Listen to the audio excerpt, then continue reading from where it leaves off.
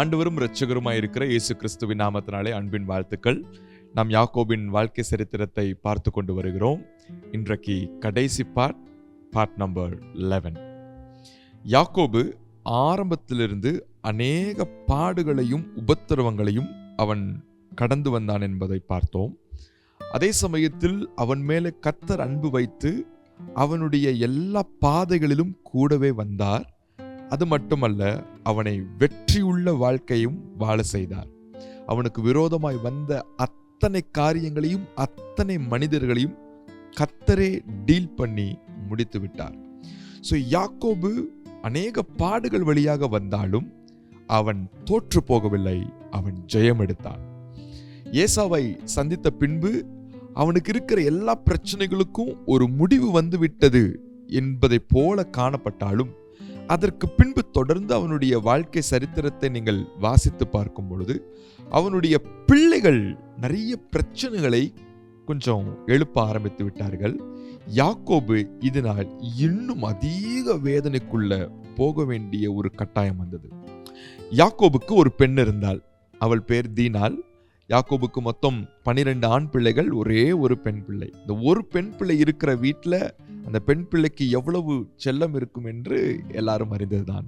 ஆனால் ஒரு நாள் அவள் ஊர் சுத்த போறேன்னு வெளியில போன அன்றைக்கு அவள் கெடுக்கப்பட்டாள். இவள் கெடுக்கப்பட்டாள் என்ற செய்தியை யாக்கோபு கேட்ட உடனே அவனுடைய இருதயம் அதிர்ந்து போனது.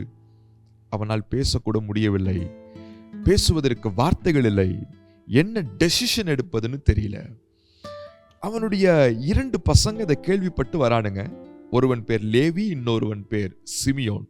இந்த 2 பேரும் சேர்ந்து தன்னுடைய தங்கச்சி கெடுக்கப்பட்டதனால் கோபம் அடைந்து கெடுத்த அவனையும் அவனுடைய பட்டணத்தை சேர்ந்த அத்தனை ஆண் மக்களையும் ஒரே நாளில் வெட்டி கொன்று போட்டு பட்டணத்தை சூறையாடி விட்டார்கள்.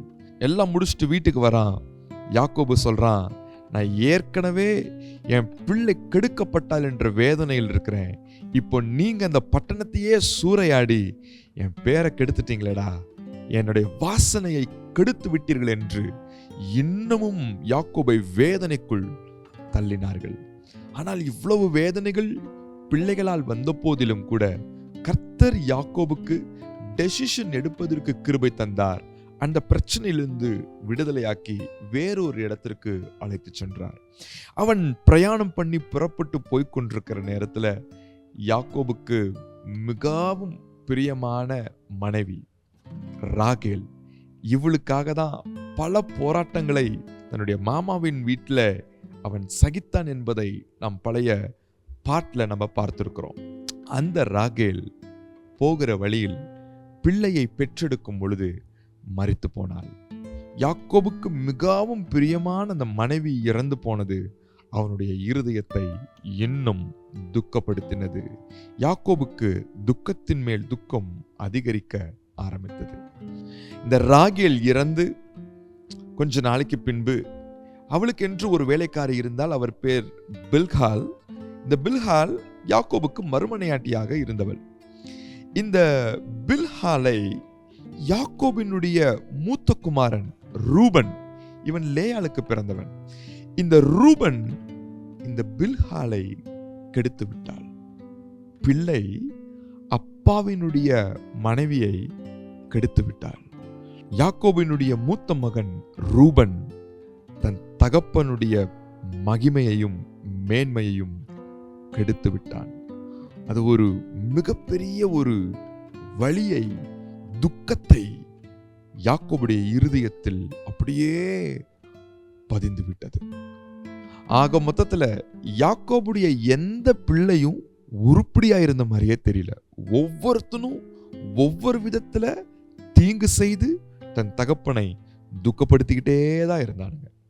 இந்த பிள்ளைகள் மிகவும் மோசமான வேலையிலும் இறங்க ஆரம்பித்து விட்டார்கள். இதற்கு நடுவில் யோசேப்பு என்கின்ற ஒரே ஒரு மகன் மாத்திரம் தன் தகப்பனாகிய யாக்கோபுக்கு மிகவும் பிரியமாய் நடந்து கொண்டான்.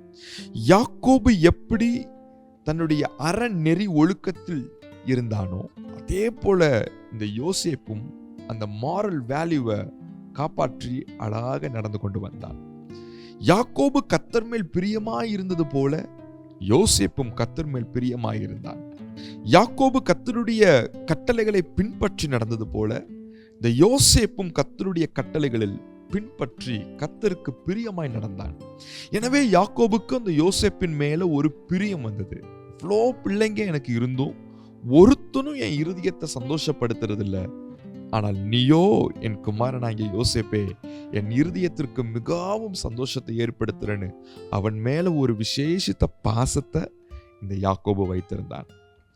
இந்த பாசம் யோசேப்பின் மேல இருந்ததை மற்ற அண்ணன்மார்கள் எல்லாரும் கண்டு அவனுக்கு ஒரு மிகப்பெரிய தீங்கை செய்து விட்டார்கள். ஒரு நாள் இந்த அண்ணன்மார்கள் வெளியில ஆடு மேய்த்து கொண்டிருந்து வேகமாய் ஓடி வந்து தகப்பனை பார்த்து, அப்பா ஒரு பெரிய சம்பவம் நடந்துருச்சுப்பா. என்ன? உங்க அருமை மகன் யோசேப்ப ஒரு மிருகம் கொன்று போட்டு விட்டது. அவனுடைய ட்ரெஸ்ஸை பாருங்கப்பா, ரத்தத்துல கிடக்குது பாருங்கப்பான்னு கொண்டு வந்து அவன் போட்டிருந்த ட்ரெஸ்ஸை யாக்கோபு கையில கொடுக்கும் பொழுது அவனுடைய இருதயம் செத்து போய்விட்டது. He is dead inside. வாழ்க்கையில எதெல்லாம் யாக்கோபுக்கு நடக்கக்கூடாது என்று இருந்ததோ அது அத்தனையும் யாக்கோபுக்கு நடந்துருச்சு.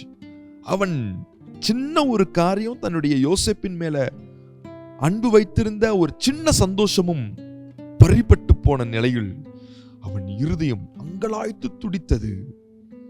But Jacob never ever gave up God. ஒரு நாளும் யாக்கோபு கர்த்தரை விடவே இல்லை. ஒரு நாளும் ஆண்டவரை பார்த்து, ஏன் ஆண்டவரே எனக்கு இப்படி செஞ்சீங்க கேட்கவே இல்லை. இத்தனை நாள் இந்த ஆண்டவரை நம்பி நம்பி ஓடினதுக்கு எனக்கு இதுதான் கதியா சொல்லவே இல்லை.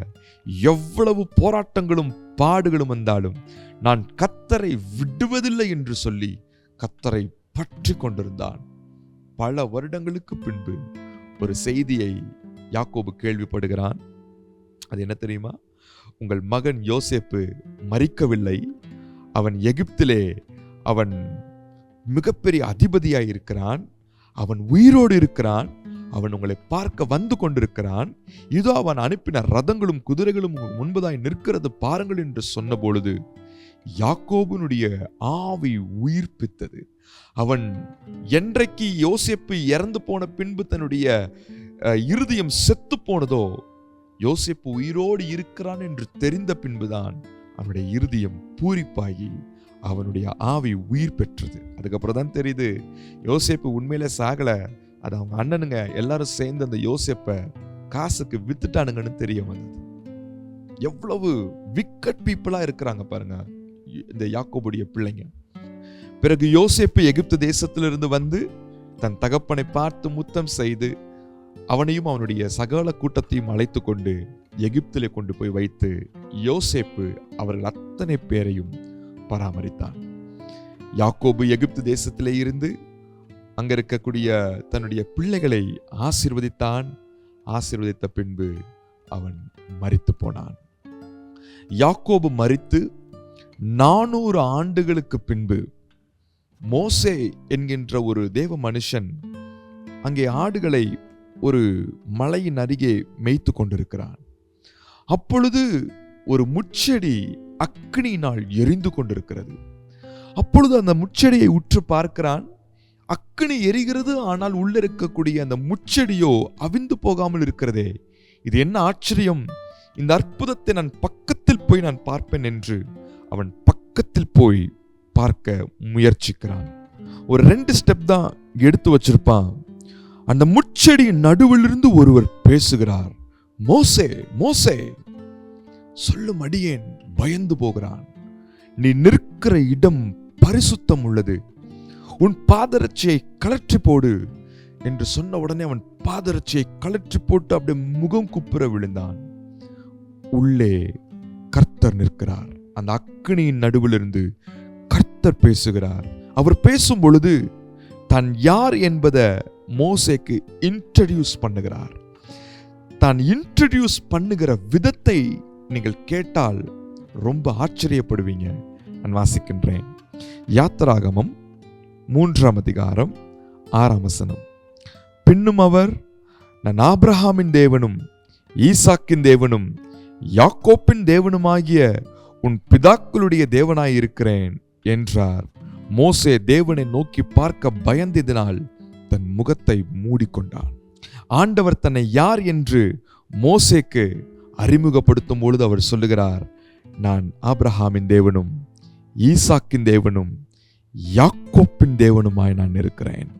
அதுவரைக்கும் கர்த்தர் தன்னை அறிமுகப்படுத்தும் போதெல்லாம் ஆபிரகாமின் தேவன் என்றும் ஈசாக்கின் தேவன் என்றும் மாத்திரம்தான் அறிமுகப்படுத்திக் கொண்டிருந்தார். ஆனால் this is the very first time மோசே என்ற மனுஷனிடத்தில் சொல்லுகிறார், நான் யாக்கோப்பின் தேவன். யாக்கோப்பின் தேவன் என்று சொல்லும் பொழுது யாக்கோபின் மேல் அவர் எவ்வளவு பிரியமாய் இருந்தார். யாக்கோபு என்ற அந்த பெயரை தன்னுடைய பெயரோடு இணைத்து கொண்டார். யாக்கோபு அவ்வளவு பாடுகள் மத்தியிலையும் கர்த்தரை விடாமல் பற்றி கொண்டிருந்ததனால் கர்த்தர் யாக்கோபை எவ்வளவாய் சிநேகித்தார் என்பதை அவருடைய நாமத்தில் அறிந்து கொள்ளலாம். ஆண்டவராகிய கர்த்தருக்கு அநேக நாமங்கள் உண்டு.